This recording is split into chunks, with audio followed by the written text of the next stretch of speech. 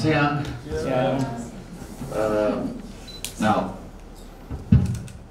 about the game, I can be really short. Ya, soal pertandingan saya singkat saja. We are the leader in the group. Kita adalah pemimpin dari grup ini. And we want to stay as a leader after this game.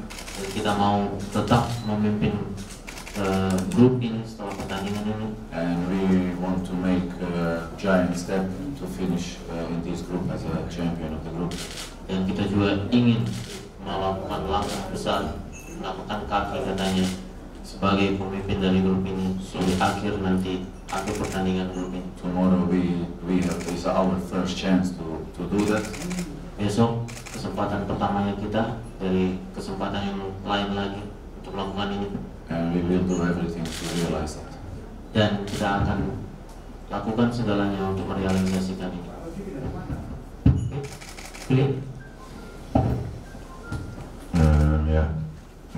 I think we have to, for tomorrow, I think only 3 points is good for us, especially after our 1-1 away, where we should have the 3 points. So a good way to show tomorrow that we're the better team. And I think with 3 points, if I'm well informed, that we're gonna be a group winner.